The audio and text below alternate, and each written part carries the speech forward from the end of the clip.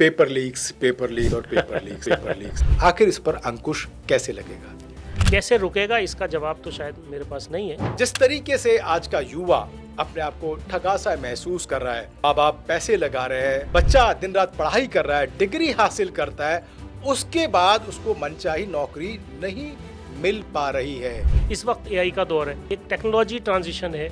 उस वजह से एक तो बहुत ज़्यादा जॉब्स की कैटेगरीज चेंज हो रही हैं कि एक वजह ये भी है कि उसने जिस तरह की एजुकेशन ली है कि 70% engineers are not employable, 85% are not deployable. CS ने अभी कहा कि हम अगले 4 साल में 5 लाख एआई एजेंट्स क्रिएट करेंगे, तो जाहिर है 5 लाख जॉब्स रिप्लेस हो जाएंगे। एआई एक एनेबलर साबित होगा, एक बहुत ही अच्छा कहते हैं सपोर्टिव एक इसका रोल होगा। जी, लगातार आपने देखा है कि सोसाइटल रेट बढ़ता जा रहा है। ऐसे बच्चों को आप क्या कहेंगे और ऐसे पेरेंट्स को क्या कहेंगे कि वो किस तरीके से धैर्य बना के रखें? कौन लोग सुसाइड कर रहे हैं ये देखना पड़ेगा। वो वही बच्चे हैं जो बहुत ही हाई स्ट्रेस्ड इन्वायरमेंट में, हाई कॉम्पिटिटिव इन्वायरमेंट में, high expectation of their parents. क्या आधुनिकता के उस दौर में उस लेवल की स्किल्स के जो यूनिवर्सिटीज़ हैं या नंबर ऑफ यूनिवर्सिटीज़ हैं उस तादाद में मौजूद है? वी आर शॉर्ट ऑफ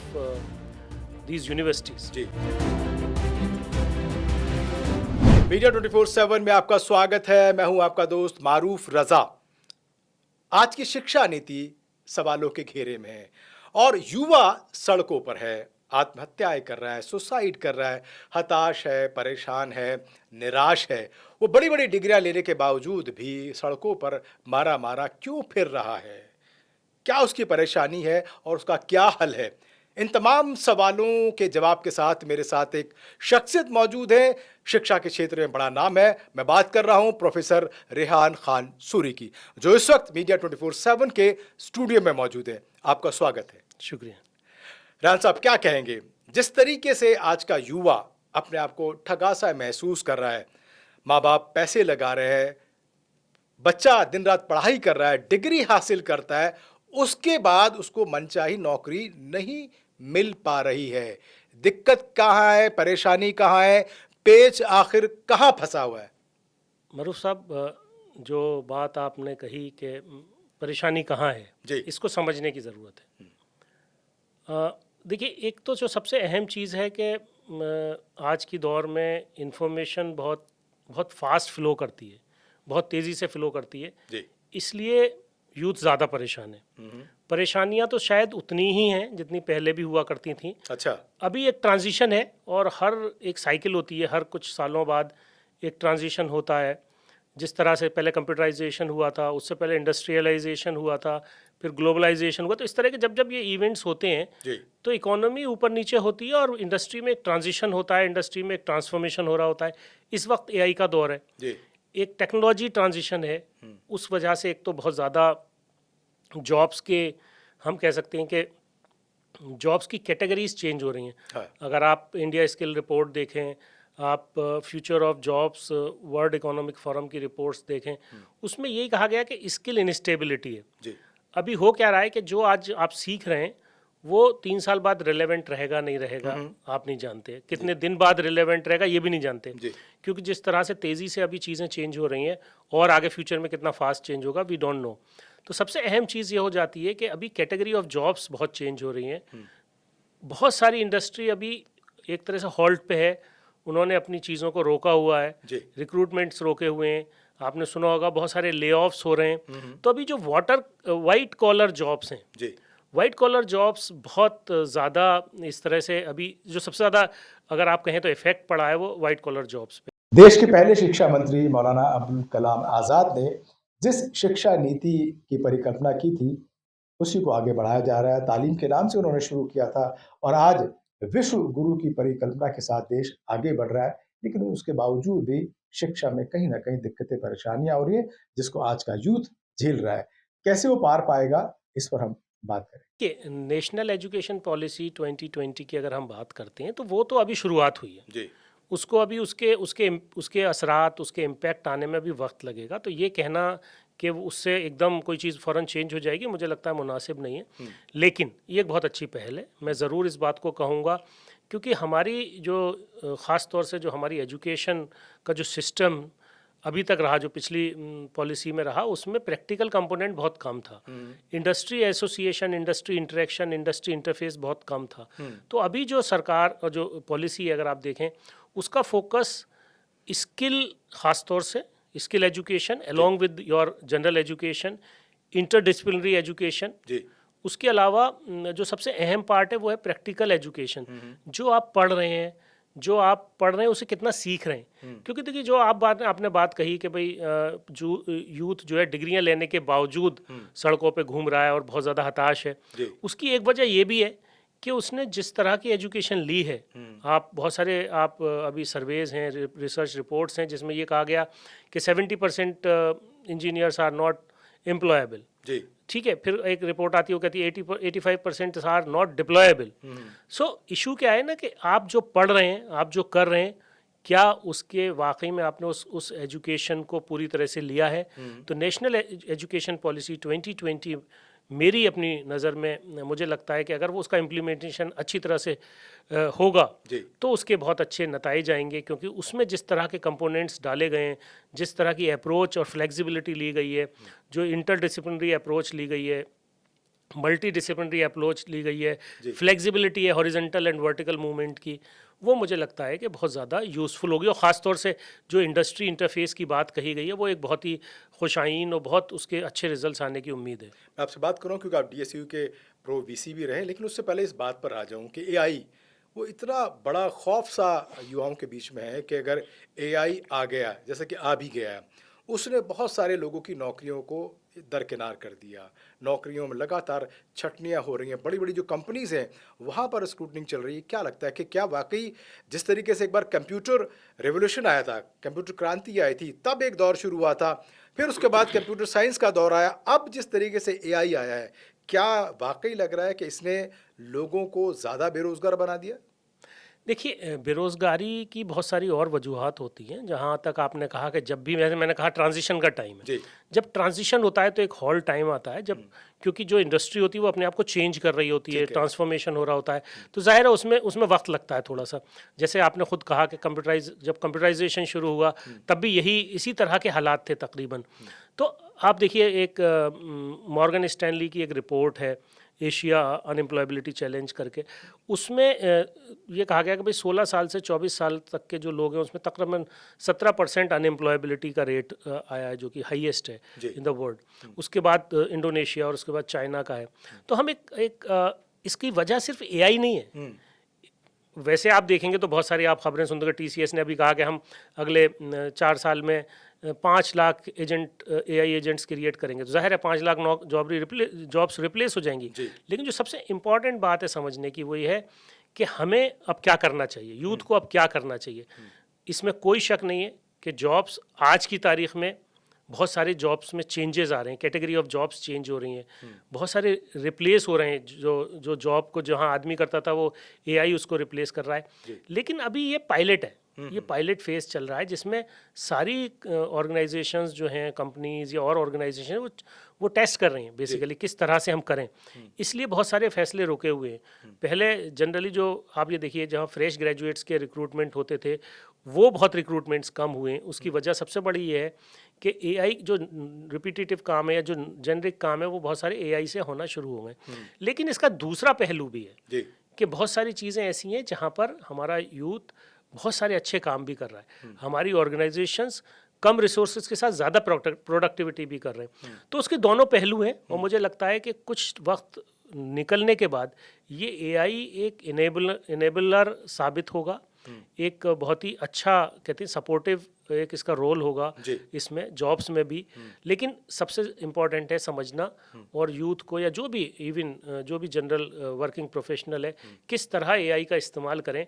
आप AI के बगैर लर्निंग के, बगैर उसके इस्तेमाल के बच नहीं सकते। यानी ये माना जाए कि जिस तरीके की शिक्षा नीति या जिस तरीके के बाकी जनरल कोर्सेज हैं, वो सिर्फ डिग्रियों की हद तक ही महदूद हैं, उससे आपको नौकरियां नहीं मिलने वाली। इसलिए ज़रूरी है, क्योंकि आप DSU के प्रो VC रहे हैं, क्या ये आज की ज़रूरत है कि हर तरीके का वो कोर्स होना चाहिए जो किसी ना किसी स्किल से जुड़ा हो, ताकि जब बच्चा डिग्री लेके बाहर जाए तो सीधा उसको किसी अच्छे दफ्तर में, किसी अच्छे ऑफिस में एक अच्छी नौकरी मिल सके।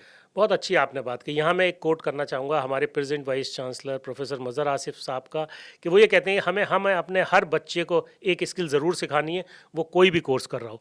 और मैं ये भी बताना चाहूँगा कि मैं जिसका डायरेक्टर हूँ centre for innovation and entrepreneurship में, हम 42 short term skill based courses करते हैं, जिसमें कुछ ऑफलाइन है, कुछ ऑनलाइन है, और उसमें सारी डिजिटल बेस्ड जितनी भी स्किल्स हो सकती हैं, उसके अलावा बहुत सारी कन्वेंशनल स्किल्स हैं, जिससे कि बच्चे सीखने के बाद उनका अपना लाइवलीहुड हो जाए, वो अपनी एंटरप्रेन्योरशिप भी कर सकते हैं या कहीं ना कहीं अच्छे जॉब में फिट भी हो सकते हैं। तो आपको अगर आप कोई भी जनरल प्रोग्राम कर रहे हैं, एक मुझे लगता है कोई ना कोई ऐसा स्किल प्रोग्राम ज़रूर करना चाहिए जो आपके कॉम्प्लीमेंट करे आपके कोर्स को, आपके जॉब को, जिस फील्ड में भी आप जाना चाहते हैं। आपने जनरल ग्रेजुएशन किया है, एक कोई ना कोई ऐसा स्किल ज़रूर करें। मिसाल के तौर पे मैं कहना चाहूँगा डिजिटल मार्केटिंग की बात करें, डिजिटल ग्राफिक्स की बात करें, AWS की बात करें, जनरल बहुत सारे ऐसे चीज़ें हैं।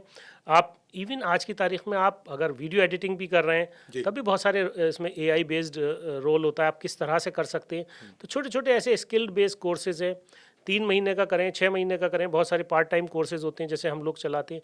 इस तरह के कोर्सेज को ज़रूर करना चाहिए। अभी नेशनल एजुकेशन पॉलिसी में एक प्रोविज़न है, वो है स्किल एनहेंसमेंट कोर्सेज। मतलब आप अपने सेमेस्टर करते हुए, अपने रूटीन प्रोग्राम को करते हुए एक स्किल बेस्ड प्रोग्राम ऑप्ट कर सकते हैं। तो उसके करते करते आप जब तक पास करेंगे तब तक आप 1 या 2 स्किल ले लेंगे जो आपको आपके जॉब करने में, आपको एम्प्लॉयमेंट देने में हेल्प करेगी। लेकिन यहाँ से सवाल ये उठता है कि जो युवा डिग्री ले चुका 3 साल 5 साल लगा करके अब उसके हाथ में नौकरी नहीं है, वो हताश है, परेशान है, निराश है, लगातार आपने देखा है कि सुसाइडल रेट बढ़ता जा रहा है। ऐसे बच्चों को आप क्या कहेंगे और ऐसे पेरेंट्स को क्या कहेंगे कि वो किस तरीके से धैर्य बना के रखें, किस तरीके से अपॉर्चुनिटी हासिल करें? क्योंकि ज़्यादातर जो हमारे यहाँ लोग हैं वो हैंड टू माउथ हैं, बड़ी मुश्किल से पढ़ के यहाँ तक पहुँचते हैं और जब पता लगता है कि नौकरी नहीं है तो वो बिल्कुल टूट जाते हैं। देखिए, मैं आपकी इस बात से थोड़ा सा यहाँ एक बात कहना चाहता हूँ कि अगर आप सुसाइडल रेट्स देखें तो आप कौन लोग सुसाइड कर रहे हैं ये देखना पड़ेगा आपको। आप देखेंगे वो बच्चे ज़्यादा आपको मिलते हैं जनरली जो बच्चे किसी स्ट्रेस में तैयारी कर रहे हैं कॉम्पिटिशन्स की। तो बेसिकली ये हमें समझना होगा कि उनका जो स्ट्रेस लेवल है वो इसलिए है क्योंकि देखिए इंडिया में जो जॉब है ना वो अर्निंग के लिए तो होती है, लेकिन एक बहुत बड़ी सोसाइटल रीज़न भी है उसका कि आप सोसाइटी का एक प्रेशर भी होता है कि आपको नौकरी करनी है। इसी तरह से आपको जैसे आप देखेंगे अभी आपने काफ़ी ख़बरों में आया कि नीट का जब एग्ज़ाम होना होता है उससे पहले या उसके इमीडिएटली बाद बहुत सारे बच्चे सुसाइड करते हैं। और आप देखते हैं बहुत सारा आपने सुना होगा जो जहाँ पर कोचिंग जो प्लेसेस हैं जैसे कोटा है वहाँ से आपको ख़बरें आती हैं, वो वही बच्चे हैं जो बहुत ही हाई स्ट्रेस्ड इन्वायरमेंट में, हाई कॉम्पिटिटिव इन्वायरमेंट में, high expectation of their parents वो तैयारी कर रहे हैं और वो उस पर पूरा नहीं हो रहे। बहुत बार बच्चे की हिम्मत नहीं होती, बहुत बार उसकी एबिलिटी भी नहीं होती। तो इसको समझने की पेरेंट्स को ज़रूरत है कि हमारा बच्चा कहीं हमारे प्रेशर में तो नहीं कर रहा। बहुत बार माँ बाप के अरमान होते हैं मेरा बच्चा डॉक्टर बने, लेकिन बच्चे की हो सकता है उसकी एबिलिटी उतनी ना हो या वो उतना स्ट्रेस कोप ना कर पाए। यानी आप ये कहना चाह रहे हैं कि जो पेरेंट्स हैं वो अपनी उम्मीदों को बच्चों पर थोप देते हैं और बच्चे उनको ठोते हैं और नहीं कर पाते हैं तो उस डर से सुसाइड करते हैं। ऐसा ही होता है ज़्यादातर। आप देखिए इसी तरह से लोग कहेंगे अब मैं गिव अप कर रहा हूँ। आप बच्चों के जो सुसाइड नोट्स हैं उनको अगर आप एक बार एनालाइज करेंगे तो आपको अंदाज़ा होगा। और आप ये देखिए कि अगर आपके पास ऐसा स्किल सेट है कि आपको, क्योंकि आप अगर दूसरी तरफ चले जाएं तो मैं ज़्यादातर, क्योंकि मैं ट्रेनिंग एंड प्लेसमेंट में भी डील करता हूँ, हम देखते हैं बहुत सारी ऐसे जॉब प्रोफाइल्स हैं जहाँ पर ऑर्गेनाइजेशन को लोग नहीं मिलते, उस स्किल सेट के लोग नहीं मिलते, सिंसियर लोग नहीं मिलते, ऑनेस्ट लोग नहीं मिलते और डेडिकेटेड काम करने वाले लोग नहीं मिलते। तो ये भी एक दूसरा पहलू है। आप ये देखिए कि आज की तारीख में बहुत सारी ऐसी ऑर्गेनाइजेशंस हैं जो जिनके पास शॉर्ट ऑफ स्टाफ होगा, वो कहेंगे यार मुझे ये आदमी नहीं मिल रहा। तो आपको वो स्किल सेट लेना है, वो स्किल सेट पकड़ना है जो स्किल सेट ऑर्गेनाइजेशन या इंडस्ट्री की ज़रूरत है। आज अगर आप उस स्किल सेट को लेते हैं तो आपके लिए बहुत सारी नौकरियां जी। हैं। क्योंकि अगर आपको, अब मिसाल के तौर पे अगर किसी को जर्नलिज्म किसी ने किया, आप किसी भी बहुत अच्छे इंस्टीट्यूट से जर्नलिज्म कर लीजिए, अब आपको ना तो लिखना आता है प्रॉपरली, ना आपको कैमरा हैंडल करना आता है, ना आपको लाइट आती है। अब आप सोचते हैं कि मैं एक बहुत अच्छा सा केबिन हो, एक एसी हो, बहुत बढ़िया सा मुझे साहब एक गाड़ी मिल जाए और मैं जो है नौकरी मिल जाए मुझे बहुत अच्छी। आपको आज की तारीख में मल्टीटास्किंग होना, आपको लाइट्स भी आना चाहिए, आपको साउंड भी आना चाहिए, आपको कैमरा हैंडल, अगर आपको 4 चीज़ें आती हैं then will not take you. आप बताइए मुझे, आप कौन नहीं लेगा आपको। जी। इस तरह की बहुत सारी रिक्वायरमेंट्स हर तरह की इंडस्ट्री में होती हैं। ठीक है। एक बहुत बड़ा गैप देखा जाता है कि हमारे गांव में जो जिस तरीके की शिक्षा नीति है, जो इंफ्रास्ट्रक्चर है, शहरों की शिक्षा नीति और इंफ्रास्ट्रक्चर से बहुत डिफरेंट है। क्या ये गैप हम भर पाने में कामयाब हो पा रहे हैं, या उस तरफ हमारी कोई नीति है, पॉलिसी है? देखिए, इसमें मैं शायद कमेंट करने का एलिजिबल नहीं हूँ, क्योंकि ये एक ख़ास तौर से स्टेट मैटर है, क्योंकि ये हर स्टेट का अपना एक मैटर रहता है। एजुकेशन स्टेट के अंडर में आती है, जी। क्योंकि हर स्टेट का अपना तरीका होता है। लेकिन ये बात बिल्कुल सही है कि रूरल और अर्बन एजुकेशन में बहुत बड़ा गैप है, बहुत सारा गैप है, बड़ा कह सकते हैं उसको। इसके अलावा भी आप देखिए, जी। बहुत सारे गवर्नमेंट इंस्टीट्यूशंस में और प्राइवेट इंस्टीट्यूशंस में बहुत ज़्यादा गैप है। तो अगर आप देखेंगे, अभी आपने सुना होगा, जनरली हम खबरें पढ़ते हैं, उन खबरों में होता है कि भाई वहाँ पे टीचर की जगह कोई और जाता है, घोस्ट टीचर्स होते जी। हैं, बच्चों को पढ़ने के लिए ब्लैक बोर्ड्स नहीं है, प्रॉपर सीट्स नहीं है, किताबें नहीं मिलती। अभी आपने सुना होगा, ऐसी बहुत सारी हम खबरें पढ़ते रहते हैं। तो इसका मतलब क्या है कि हमारे गवर्नेंस या हमारे सिस्टम में कहीं ना कहीं इशू है, हमारी पॉलिसी में कोई परेशानी नहीं है, उसका इम्प्लीमेंटेशन प्रॉपर नहीं है, जो उसका एग्जीक्यूशन ठीक नहीं हो पा रहा। हाँ, दूर दराज। अब ये देखिए, अगर आपकी कोई भी, मैं एक बात कहता हूँ कि अगर हमारी वैकेंसीज खाली हैं टीचिंग पोजीशंस की, जी। एक तरफ हम कहते हैं एम्प्लॉयमेंट नहीं है, और दूसरी तरफ हम कहते हैं कि लाखों जो है पोजीशंस खाली हैं, तो इसका क्या जवाब है? अब आप खुद दे दीजिए इसका जवाब। जी। एक सवाल ये उठता है कि जॉब एक बहुत बड़ा इशू है, क्योंकि हर बच्चा चाहता है कि उसको डिग्री हासिल करने के बाद नौकरी मिले, और नौकरियों का क्या हाल है वो आपको मालूम है। ऐसे में एक सवाल ये भी उठता है कि जहां हम बात करते हैं बार बार कि आज हम आधुनिक दौर पे चल रहे हैं, क्या आधुनिकता के उस दौर में उस लेवल की स्किल्स के जो यूनिवर्सिटीज़ हैं या नंबर ऑफ यूनिवर्सिटीज़ हैं उस तादाद में मौजूद हैं? देखिए, इस अगर आप नंबर्स की बात करें और हमारे जो टारगेट्स हैं, ख़ास तौर से ग्रॉस एनरोलमेंट रेशो की बात करें, तो we are short of these universities. जी। अब उसका जो ऑल्टरनेट है वो ओपन एजुकेशन है। अगर आप देखिए तो ओपन एजुकेशन के एनरोलमेंट्स बढ़ रहे हैं, इसीलिए हम अपने जो ग्रोस एनरोलमेंट पे पहुंच पा रहे हैं। तो जो हमारा जीआर है वो बढ़ रहा है, और हमारा टारगेट है 50% पहुंचने का। तो 50% को पहुंचने के लिए हमारे पास एक बहुत अच्छा ऑल्टरनेट सिस्टम है, वो है डिस्टेंस एजुकेशन, जो बहुत सारी यूनिवर्सिटीज़ ऑफर करती हैं।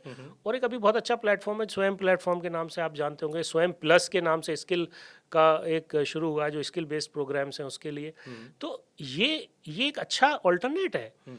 आप ये देखिए, एक बच्चा या एक बच्ची जो ट्रैवल नहीं कर सकती और गांव में बैठी है, अगर वो एक डिस्टेंस एजुकेशन प्रोग्राम को एनरोल करती है, या हम स्कूलिंग की बात करें तो NIUS एक हमारा बहुत अच्छा सिस्टम है, उसको अगर करें, हमें ज़रूरत ये है कि हम उनको एम्पावर करें, उन बच्चों को एम्पावर करें जो बच्चे इस ओपन स्कूलिंग से आते हैं।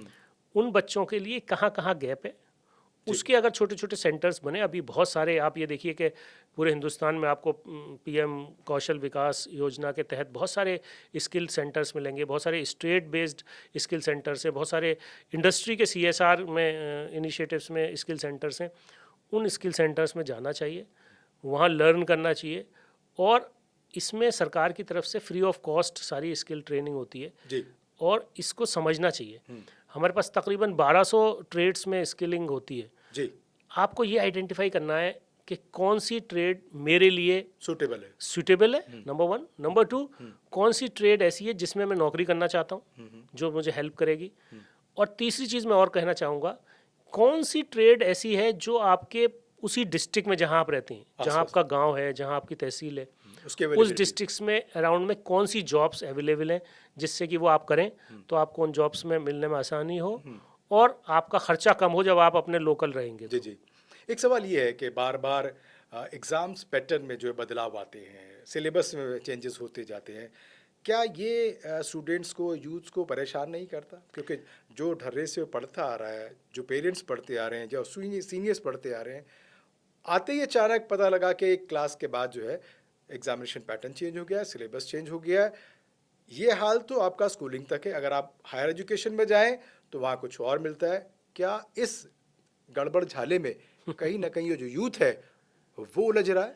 देखिए, मैं आपके इस अल्फाज गड़बड़ झाले से मुत्तफिक नहीं हूँ, लेकिन इम्पॉर्टेंट ये है कि देखिए, कोई भी चीज़ अगर अच्छे के लिए चेंज हो रहा है, किसी चीज़ को बेहतर करने के लिए, तो वो बिल्कुल अच्छा है।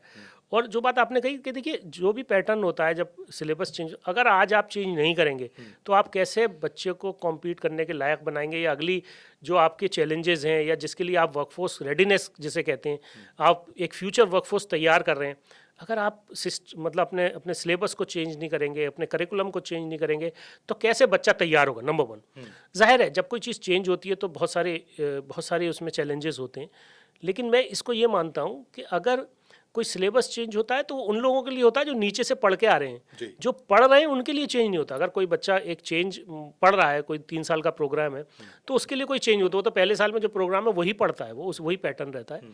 तो इसलिए थोड़ी सी प्रॉब्लम मैं बिल्कुल मानता हूँ कि चैलेंजेस आते हैं जब कोई चेंज आता है, लेकिन अगर चेंज अच्छे के लिए, तो आपने जैसा कहा कि जिस तरह के चैलेंजेस हमारे सामने टेक्नोलॉजी को लेके, चेंज ऑफ वर्क जिसे कहते हैं उसको लेके, और जिस तरह की कैटेगरी ऑफ जॉब्स चेंज हो रही हैं उसको लेके, जी। और जिस तरह का हमारा अभी एक ग्लोबलाइजेशन तो पहले से था, लेकिन जो कंपटीशन बढ़ा है, क्योंकि अभी बाउंड्रीज ख़त्म हो गई ऑनलाइन होने की वजह से, बहुत सारे ऐसे काम हैं, तो वो अगर आप उसके कंपटीशन को देखें और उसको कॉम्पीट आपको करना है और उस लेवल की आपको एजुकेशन देनी है, तो मुझे लगता है कि अच्छे जो चेंजेस हैं वो बिल्कुल वेलकम होने चाहिए। और ये लेकिन एक टाइमली होना चाहिए। इसमें सिर्फ एक ही बात मैं कहूँगा कि ओवरनाइट चीज़ें जो हैं वो परेशान करती हैं, नुकसान पहुँचाती हैं, कि आज आपने कहा कि जी कल से ये चेंज हो जाएगा। एक टाइम गैप देना चाहिए। कोई भी चीज़ अगर इम्प्लीमेंट हो तो उसका कम से कम इन्फॉर्मेशन होनी चाहिए, ओरिएंटेशन होना चाहिए। उन जो अफेक्टेड बच्चे हैं या जो उसके दायरे में आते हैं, उनको प्रॉपर ओरिएंटेशन होना चाहिए। जो टीचर्स उसके दायरे में आते हैं उनकी प्रॉपर ट्रेनिंग होनी चाहिए, उसके बाद उसको रोल आउट करना चाहिए। प्राइवेट स्कूल्स, यूनिवर्सिटीज़ में इंफ्रास्ट्रक्चर, टीचर्स जिस तरीके के होते हैं, उस लेवल के, उस स्टैंडर्ड के गवर्नमेंट में क्यों नहीं होते हैं?